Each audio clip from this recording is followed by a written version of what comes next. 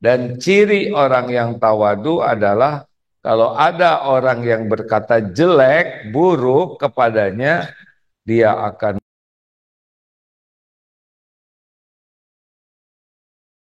ada tiga hal yang sangat penting yang menjadi pegangan kita, yang dijamin ini ya. Rasulullah Shallallahu Alaihi Wasallam bersabda, "Mana qasad sodaqatun min mal." Tidaklah mana qasad sodaqatun, tidaklah sedekah mengurangi harta. Jadi jaminan dari Allah kalau kita sedang senang sedekah tidak akan berkurang harta kita. Ulangi, mana qasad sodaqatun min mal. Wa ma jadallahu 'abdan bi'afwin illa izzah. Dan tidaklah Allah menambah kepada seseorang hamba yang pemaaf, yang memaafkan, kecuali melainkan kemuliaan. Jadi yang pertama, sedekah tidak akan mengurangi harta. Yang kedua, tidaklah Allah menambah kepada seorang pemaaf kecuali kemuliaan. Jadi makin jadi pemaaf, makin mulia. Dan yang ketiga, wa ma tawaddu'a ahadun lillah illa rafa'ahullah. Dia adalah orang rendah hati karena Allah, illa rafa'ahullah, melainkan Allah meninggikan derajatnya. Satu, harta tidak berkurang dengan sedekah. Dua, pemaaf semakin ditinggikan kemuliaannya, semakin mulia, ditambah kemuliaannya. Dan yang orang yang tawadu lillahi ta'ala akan semakin tinggi derajatnya. Satu apa? Tidak berkurang harta dengan sedekah. Yang kedua, tidaklah tambah oleh Allah derajat pemaaf. Yang ketiga, tidaklah orang yang tawadu karena Allah, melainkan Allah meninggikannya. Rafa'ahullah. Belokkan ke sini.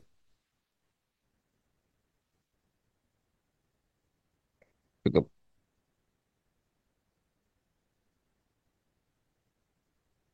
Salah. Baik.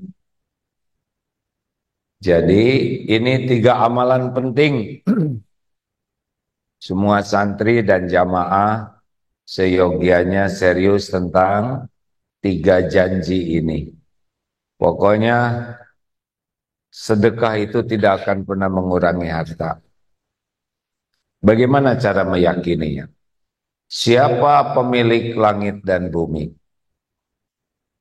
Lahu ma fis samawati wa ma fil ardh. Bagi Allah, milik Allah, langit dan bumi. Satu-satunya yang membagikan rezeki adalah Allah, Ar-Razzaq.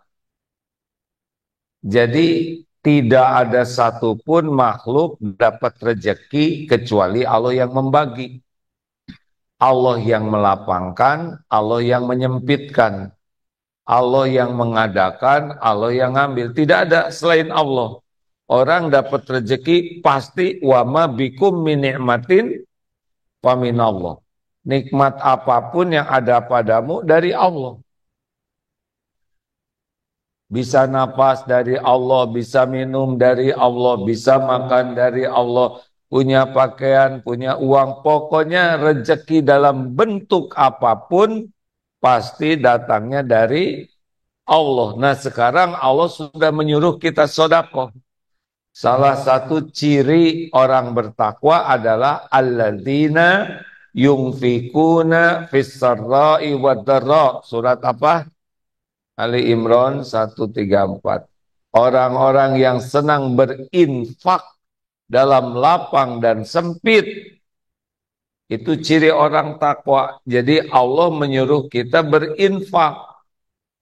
Allah melihat, khobirum bima ta'malun. Allah maha teliti melihat apa yang dilakukan hambanya. Dan Allah sudah janji bahwa sedekah itu tidak akan mengurangi harta kecuali tambah. Makanya adik-adik jangan ragu-ragu. Jebet-jebet saja sedekah tuh ya. Siapa yang membagi rezeki? Siapa yang menyuruh sedekah? Siapa yang janji harta tak berkurang dengan sedekah? Mungkinkah Allah mengingkari janjinya? Nah, sedekah itu penolak bala. Sedekah itu penghapus dosa seperti air memadamkan api. Sedekah itu membuka beragam karunia. Maka kalau adik-adik ingin hidupnya lebih tenang, hidupnya selalu ditolong oleh Allah, hidupnya tidak berkurang hartanya, bahkan ditambah, maka kuncinya adalah bersedekahlah lillahi ta'ala. Apakah ada orang sedekah yang masuk neraka? Ada tidak? Ada. Yaitu orang yang bersedekah niatnya ria, ingin dipuji sebagai dermawan, sebagai ahli sedekah. Ini bunyi nggak nak? Coba dengar. Tes bunyi nggak? Nggak bunyi ya? Ada petugasnya tidak? Oh iya. Ini monitornya bisa dibesarkan, Kang. Monitor. Dua. Yang kedua, tadi apa? Pemaaf. Hadis ini sangat penting. Wa ma jadallahu 'abdan bi'afwin illa izza. Illa izzan. Tidaklah menambah seorang hamba karena memaafkan kecuali kemuliaan. Jadi akan ada dalam hidup ini orang-orang yang bersikap tidak baik kepada kita. Macam-macam tingkatannya. Kalau urusan pribadi, maafkan. Rasulullah SAW pada waktu penaklukan Mekah, itu musuh-musuhnya orang Quraisy dimaafkan. Kecuali ada beberapa yang memang sikapnya sudah sangat melampaui batas dalam urusan menghina agama, maka ada yang mendapatkan sanksi hukuman, tapi selebihnya dimaafkan. Nah, rekan-rekan sekalian, adik-adikku yang baik, jangan bangga jadi pembenci, tidak ada kemuliaan jadi pendendam. Kita benci hanya dengan yang Allah benci, bukan yang kita benci, ya. Maafkan, jadilah pemaaf. Ingat surat Ali Imran 134 lanjutannya tadi, alladzina yunfikuna fis-sarra wad-dharra wal kadhiminal ghaidh wal 'afina 'anil nas. Ini penting nih. Jadi ciri orang takwa menahan amarah dan memaafkan. Jangan menyimpan dendam. Maafkan sebelum orang minta maaf. Ulangi.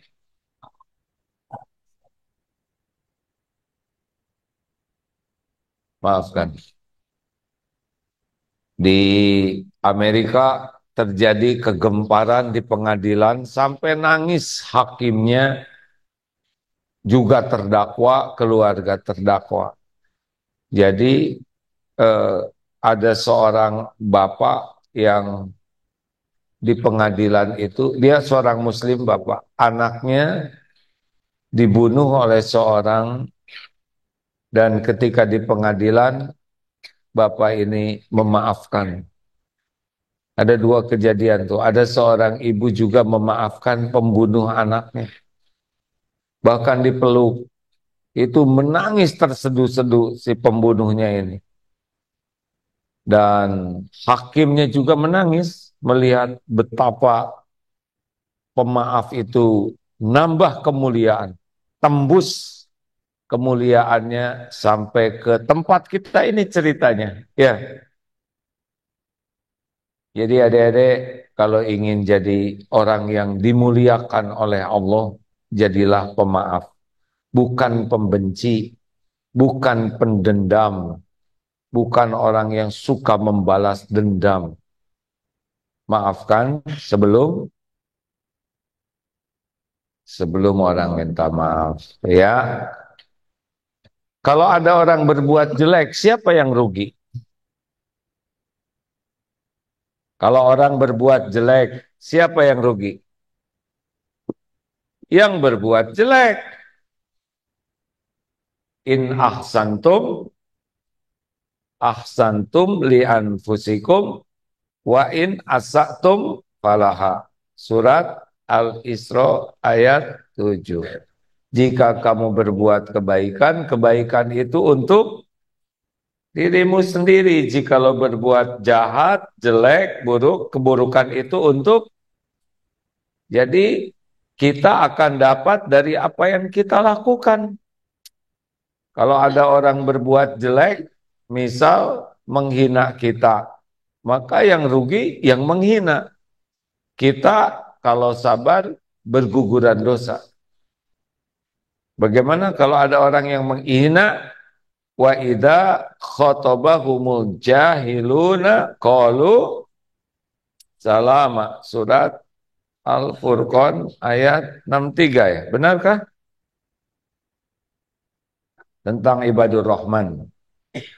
Kalau ibadur Rahman, hamba Allah yang maha penyayang, kalau berjalan tawadu.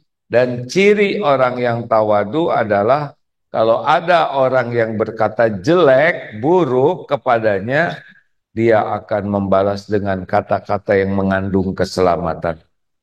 Jadi jangan balas penghinaan dengan penghinaan. Jangan balas caci maki dengan caci maki. Jangan balas kata-kata jelek dengan kata-kata jelek. Kalau orang menghina, kita menghina lagi. Kalau orang membeberkan aib, kita beberkan aib. Terus mau apa? Sekolah tinggi-tinggi, mau apa belajar agama kalau bisanya hanya niru keburukan orang lain. Jangan balas dengan keburukan.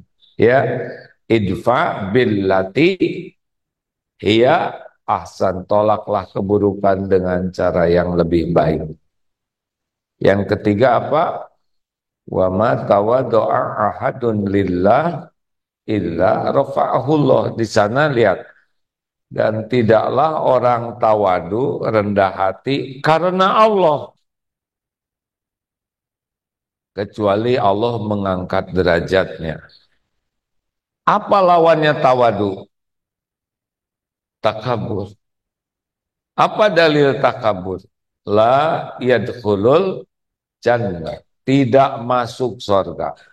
Man kana fi qalbihi mithqalu dzarratin min kibr.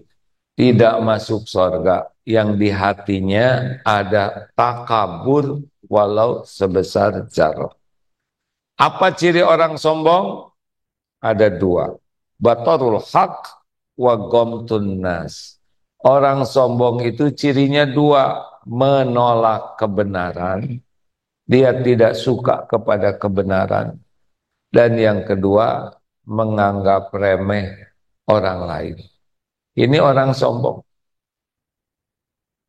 Jadi orang sombong itu tidak suka kepada agama, tidak suka kepada Quran, tidak suka kepada Rasulullah SAW, tidak suka kepada para ulama, tidak suka ke majelis ilmu, tidak suka berkumpul dengan orang-orang soleh. Orang sombong begitu. Tidak suka mendapatkan nasihat, tidak suka diberikan saran, masukan, apalagi kritik. Orang sombong, dia merasa dirinya lah kebenaran. Maka Allah benci sekali kepada orang sombong. Siapa raja sombong? Siapa? Iblis. Ya. Iblis ketika disuruh sujud kepada Nabi Adam tidak mau. Aba wastakbaro. Dia enggan dan takabur. Makanya dilaknat oleh Allah karena takabur. Adik-adik hati-hati ya. Ciri yang kedua sombong apa? Meremehkan orang lain. Nih, kelas 3 lihat kelas 1 bagaimana? Supaya tidak sombong. Kelas 3 lihat kelas 1 gimana? Ya, gimana dek?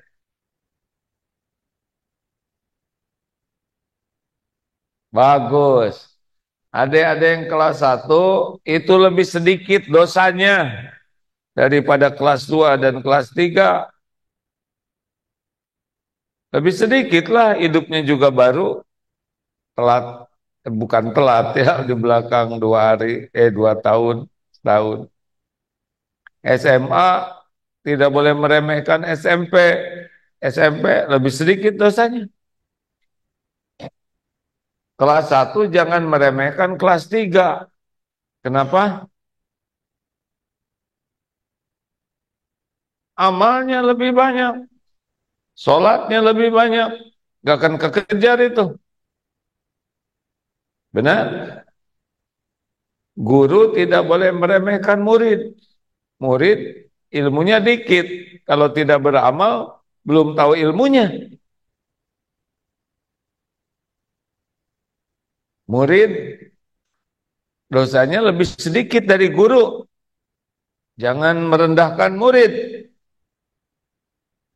Kalau murid lihat guru bagaimana? Ilmunya, ngajarnya lebih banyak. Ngajak orang, bayangkan ngajar ilmu, ilmu diamalkan, dapat pahala itu guru. Usianya lebih banyak, sholatnya lebih banyak, saumnya lebih banyak, Ramadannya lebih banyak, sujudnya lebih banyak. Maka jangan meremehkan. Kata Imam Hasan Al-Basri, semoga Allah ridho kepada beliau, kalau orang tawadu, cirinya adalah tidaklah keluar dari rumah melihat orang lain, muslim yang lain, dengan prasangka orang lain lebih baik daripada dirinya di sisi Allah. Lihat tukang sayur, siapa tahu perjuangannya menafkahi keluarga lebih banyak pahalanya. Lakunya dikit, perjuangannya berat. Lihat orang yang sudah sepuh, ibu-ibu, siapa tahu di sisi Allah lebih tinggi karena perjuangan ngurus anak dan cucu. Lihat yang lumpuh, mungkin di sisi Allah sudah bersih dosanya karena ujiannya tidak bisa bergerak kemana-mana. Jadi husnuzon ini akan mengobati hati. Paham adik-adik? Jangan sombong. Lihat orang hormati. Tidak pernah rugi orang yang senang menghormati orang lain. Yang pasti rugi adalah orang yang selalu ingin dihormati orang lain. Contoh-contoh orang sombong siapa? Fir'aun, Namrud, Abu Jahal, Abu Lahab. Pokoknya kalau sudah kena sombong, Biasakan berterima kasih kalau ada yang memberikan saran, masukan, kritik, sepedas apapun bersyukur. Karena semua kebaikan datang dari Allah. Kalau ada orang yang mengoreksi kita, mengkritik kita, menasehati kita, hakikatnya Allah yang memperbaiki diri kita. Hakikatnya terkabul doa. Kita doa ihdinas siratal mustaqim. Lalu ada orang yang ngasih tahu Allah yang menggerakkan. Makanya berterima kasih, jangan sibuk bela diri, sibuk perbaiki diri, sibuk berterima kasih. Ya, jelas adik-adik. Tidak ada lagi di pesantren santri pelit, namanya sanpel, ya, santri pelit atau sankir, santri kikir, tidak ada. Jangan ragu-ragu berbagi. Yang kedua, tidak ada lagi yang benci-bencian, memendam kebencian di hati, tidak ada. Maafkan saja sebelum orang minta maaf.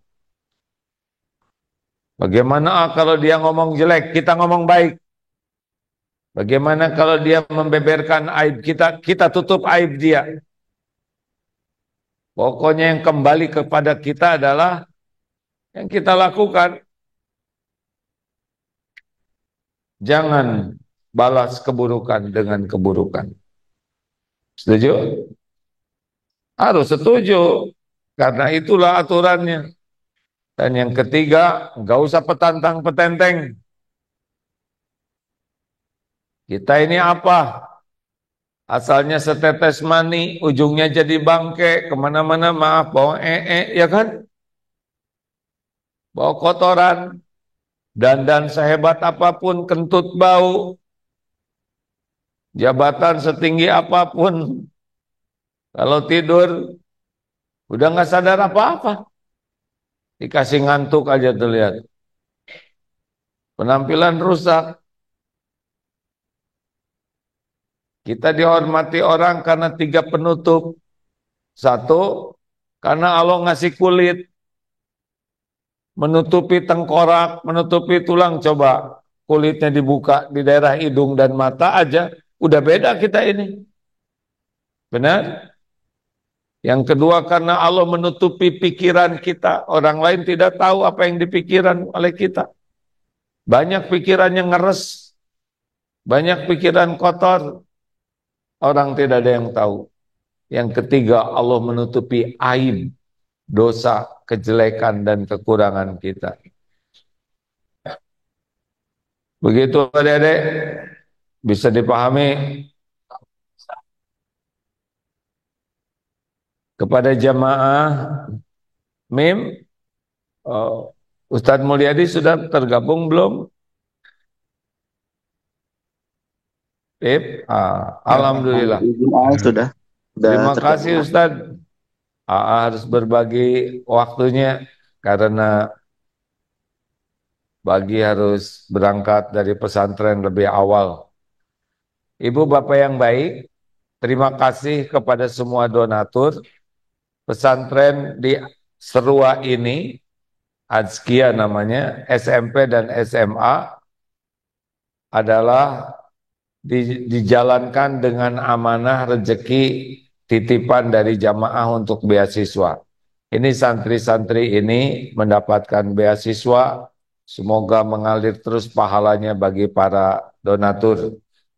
Insya Allah santri mendoakan banyak. Alhamdulillah, Ustadz Mulyadi akan melanjutkan dan pengumumannya sedikit.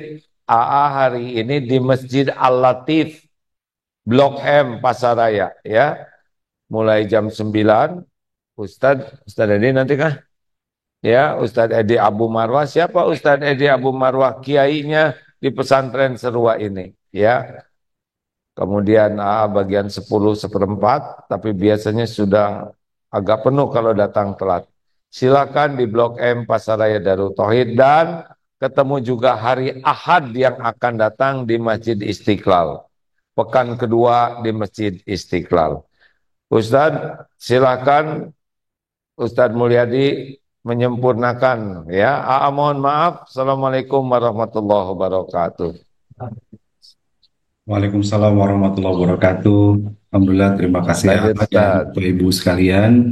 Kita akan lanjutkan kajian ini insya Allah sampai menjelang jam 6 nanti ya.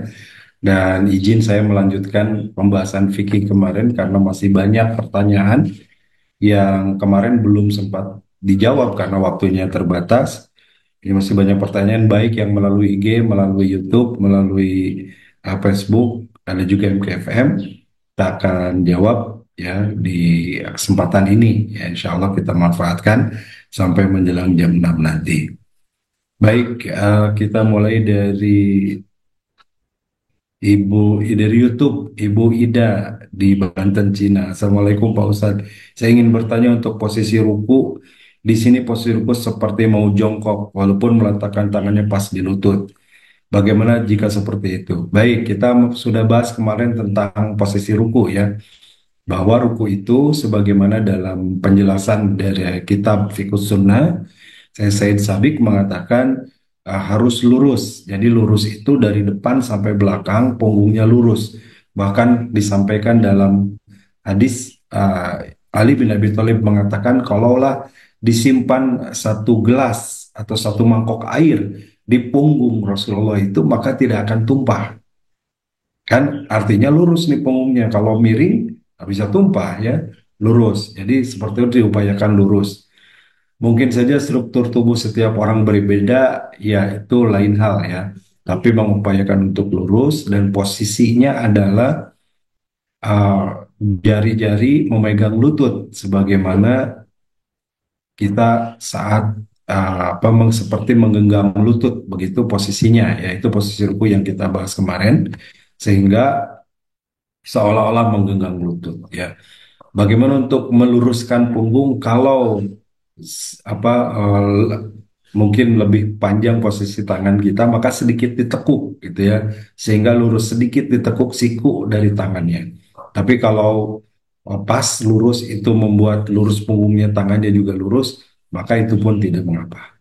Jadi begitu Bapak Ibu ya, Ibu Ida terkait dengan ruku. Jadi kalau di sana di Cina mungkin seperti yang mau jongkok ya, tapi sunahnya adalah posisinya seperti halnya kita lurus ya. Dan lurus itu supaya lurus kepala bagaimana ketika kita berdiri pandangan kita ke tempat sujud. Sementara kalau kita ruku pandangan kita ke ibu jari kita.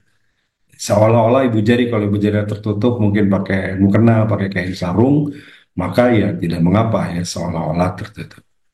Alhamdulillah begitu. Baik, saya lanjutkan pertanyaan berikutnya dari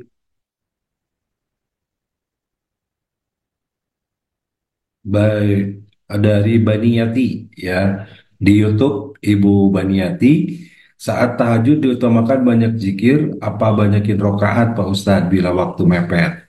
Ya, tahajud ini Rasulullah SAW seringnya memang melaksanakannya 11 ya, tapi kadang Rasul 7, kadang 9 sampai juga 13. Jadi hitungan rokaat ini tidak menjadi ketentuan walaupun umumnya atau seringnya 11. Jadi diupayakannya 11 Bu ya. Nah, kalau waktu mepet bagaimana seperti kasus Ibu Baniati tadi ya? Ya minimalnya Bu dapat dua begitu ya, kemudian witir tiga itu sudah cukup. Jadi tahajudnya sudah dapat, kemudian witirnya juga dilakukan. Atau mungkin mau lebih aman witirnya dilakukan sebelum tidur. Jadi sebelum tidur witir seperti yang dilakukan Abu Bakar, nanti bangun sepertiga malam, tinggal sisa waktu. Nah kalau waktunya mepet nih, seperti disampaikan Ibu, ya sesempatnya aja.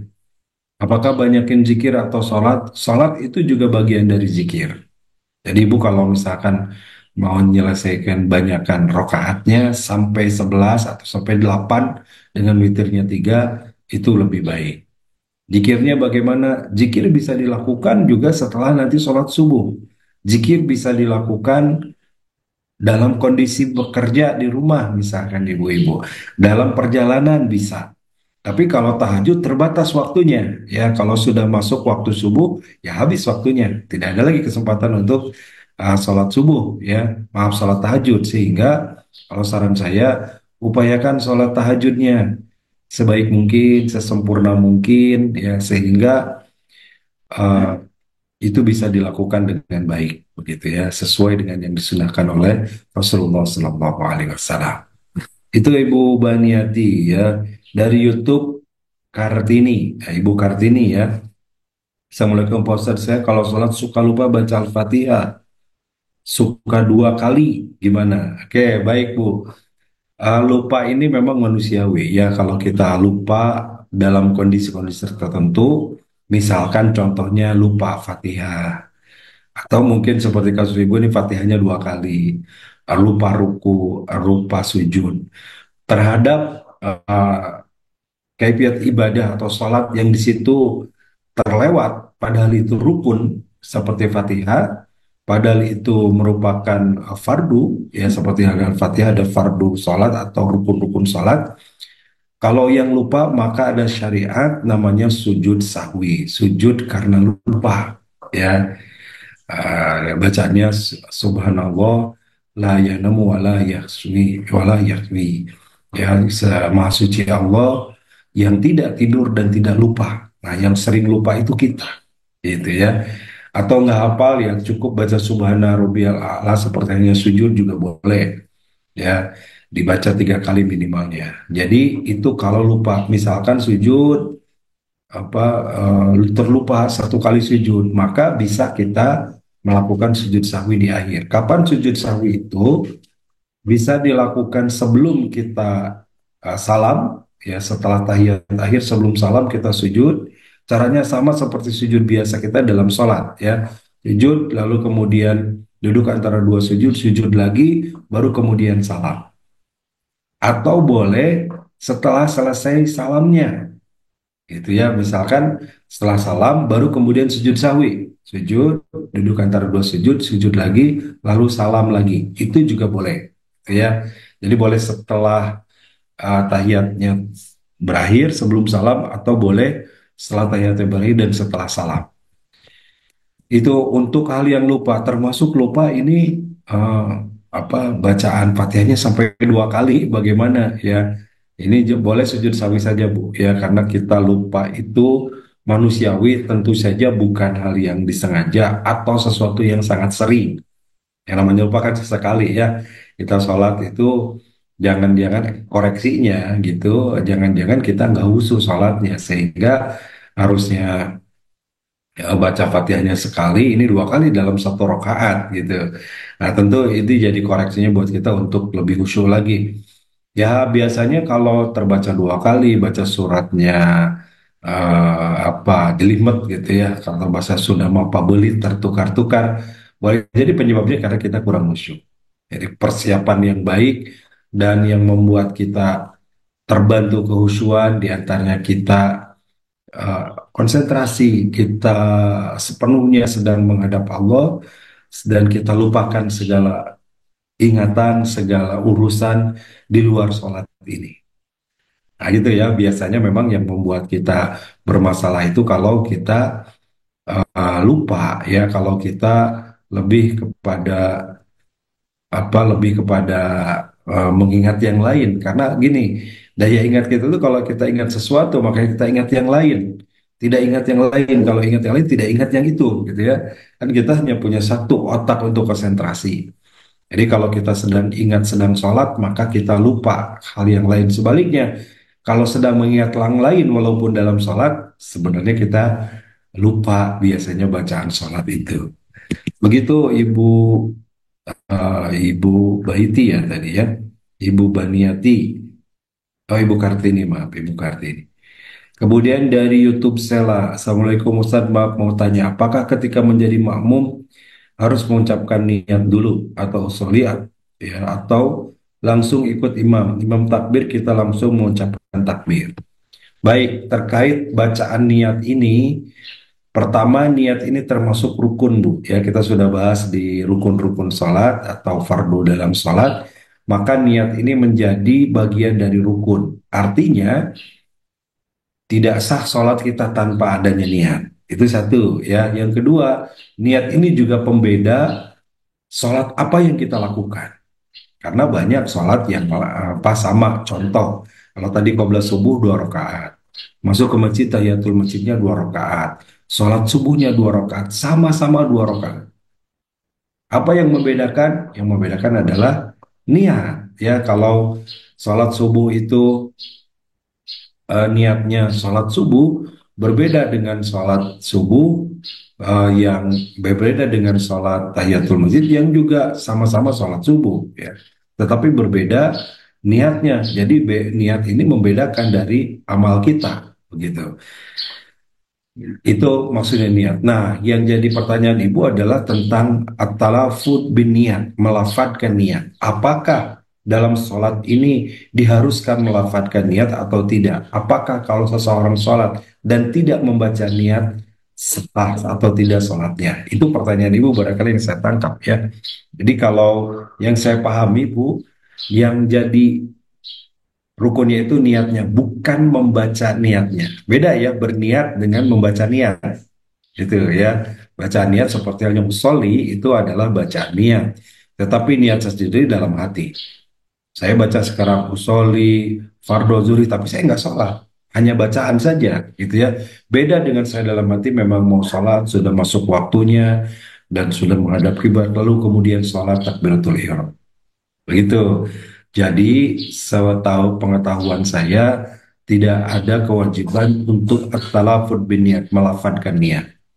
Dalam hadisnya Rasulullah, idza qama ila salat, salat apabila Rasul mendirikan salat, maka beliau menghadap kiblat, fakabbir, lalu beliau bertakbir. Jadi tidak ada bacaan sebelum salat itu. Kalaupun mau sebenarnya sah-sah saja, silakan, ya. Tapi itu jangan dianggap sebagai rukun atau sebagai wajib dalam salat. Aduh, saya lupa baca usoli. Saya harus ulang nih salatnya, nggak sah. Nggak, ya. Tidak usah, karena niat itu letaknya di hati. Itu yang disepakai oleh para ulama. Adapun yang menganjurkan membaca niat lebih kepada bacaan itu untuk menguatkan hati. Karena sesungguhnya niat itu letaknya di hati. Nah, begitu Bu, ya. Sehingga Ibu tidak masalah kalaupun tidak baca usolli, baik posisi sebagai imam maupun sebagai makmum seperti yang Ibu tanyakan, ya. Makmum itu sila tinggal takbir dan ikuti apa yang dilakukan oleh imam. Imam ruku kita ruku, imam i'tidal kita i'tidal, imam sujud kita sujud, imam tahiyat kita tahiyat, imam salam kita salam. Itulah yang dilakukan oleh seorang makmum ketika mengikuti imam.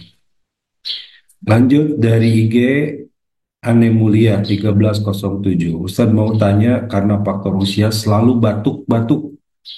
Karena sudah agak dol, pasti suka sedikit pipis. Apakah sholatnya tidak sah? Wudhu lagi, sholat lagi, atau bagaimana?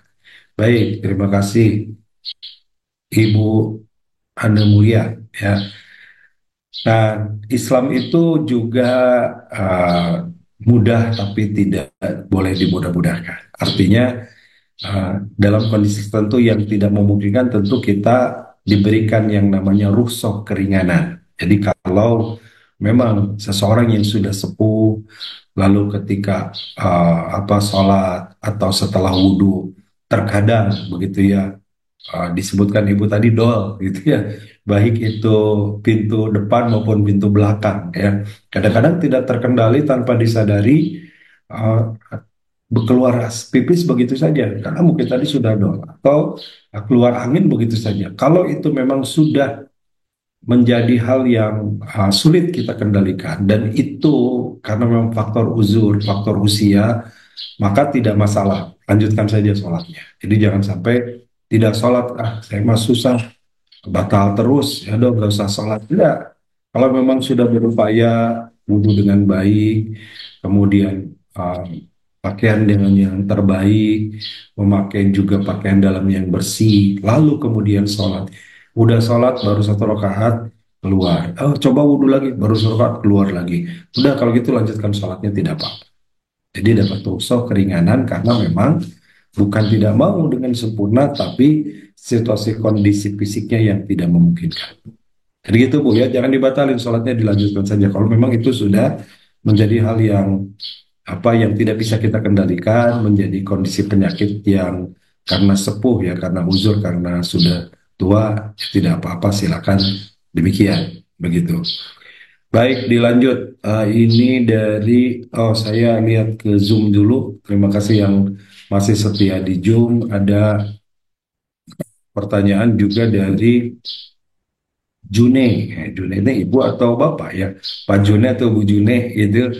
Assalamualaikum Ustaz, apa tahajud 11 rakaat itu termasuk sholat hajat dan sholat tobat? Ya tidak Bu ya. Jadi kalau mau sholat hajat atau sholat tobat itu terpisah. Jadi tahajud 11 ya tahajud saja.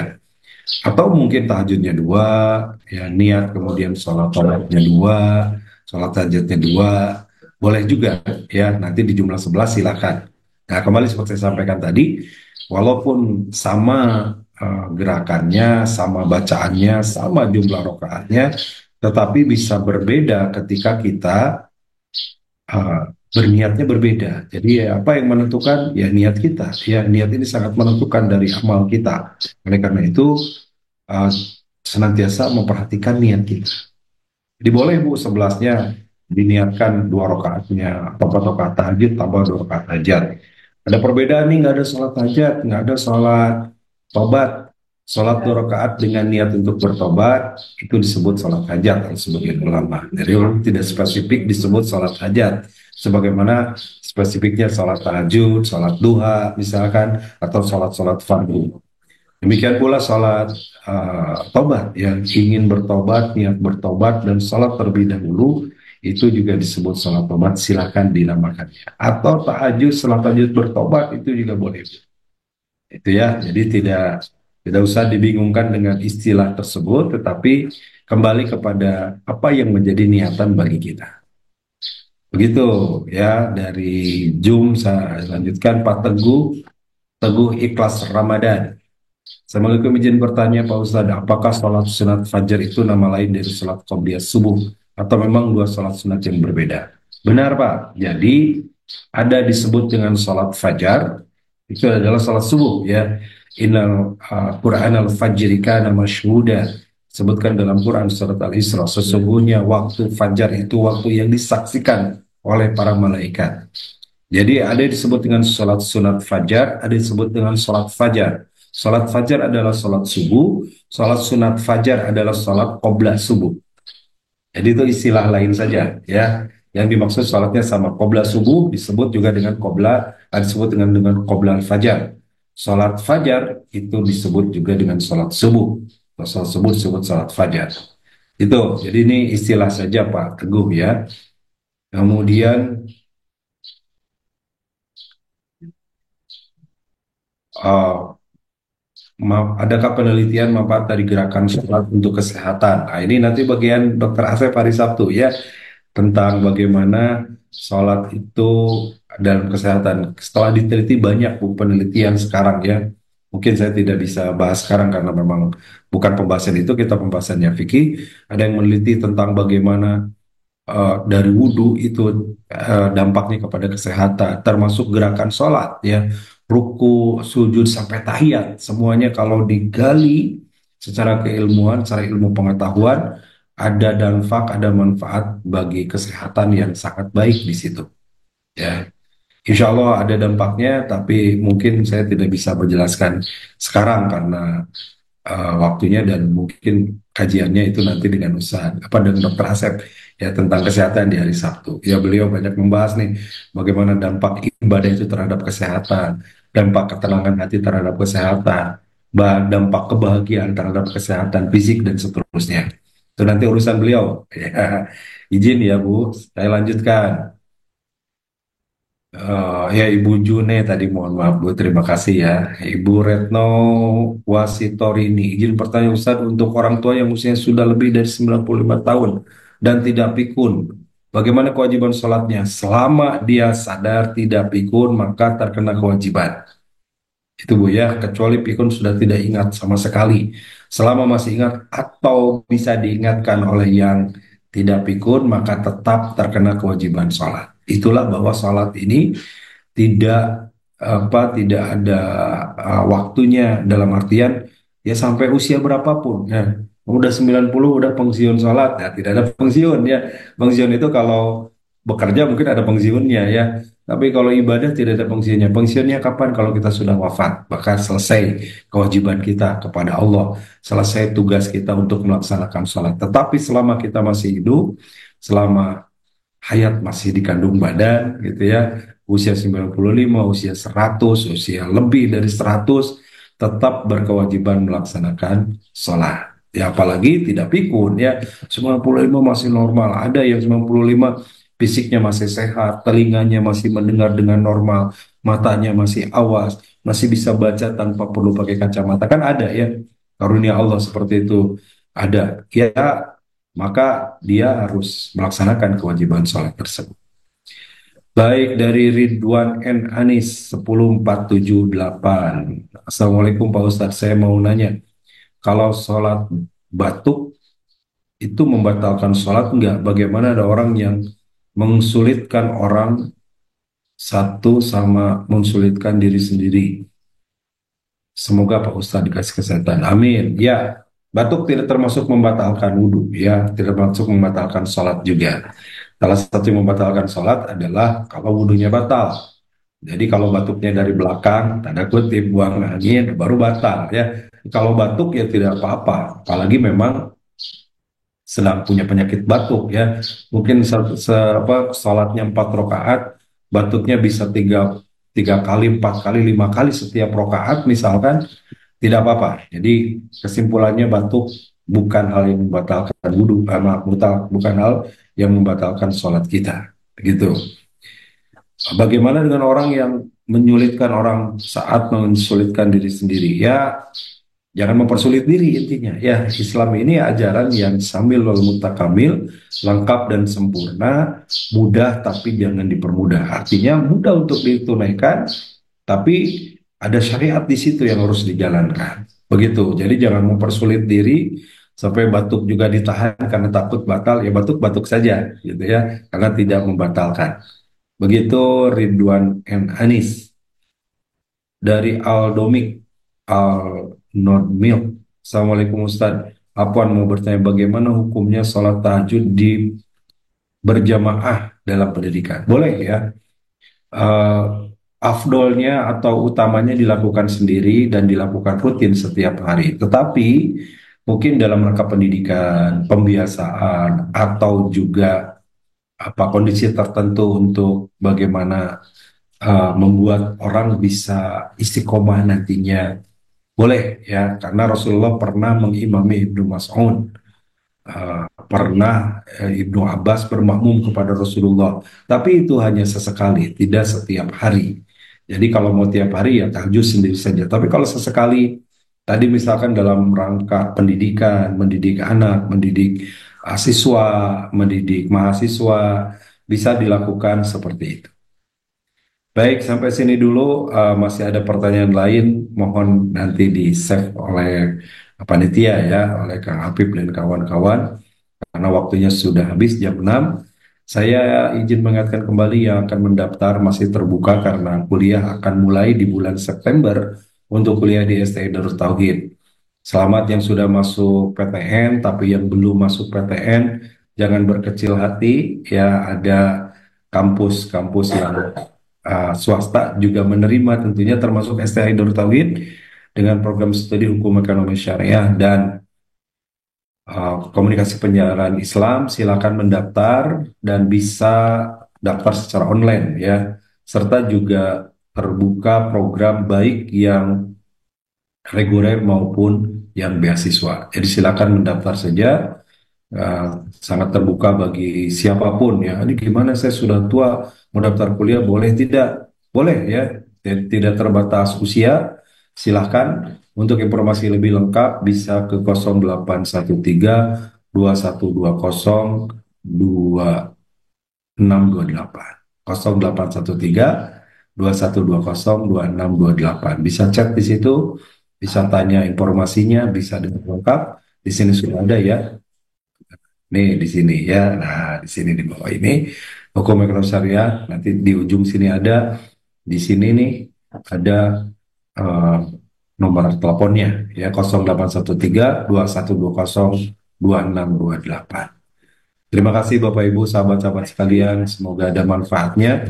Mohon maaf atas segala kekurangan. Aku qouli hadza wa astagfirullah li wa lakum. Assalamualaikum warahmatullahi wabarakatuh.